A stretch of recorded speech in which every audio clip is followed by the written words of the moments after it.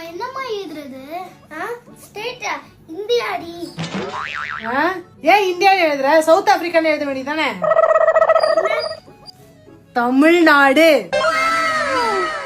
அம்மா இல்ல mother Dungan போட்டுருக்குமா, என்னம்மா எழுதணும்? ஏன் உனக்கு தெரியாதா என்ன எழுதணும்ட்டு?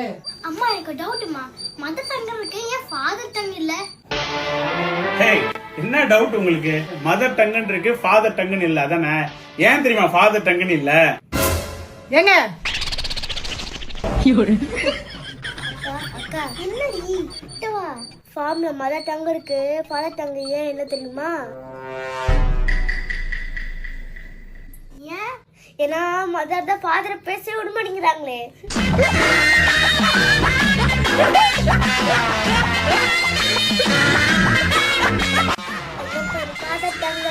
உள்ள பூச்சிக்கெல்லாம் கொடுக்கு முளைக்கும்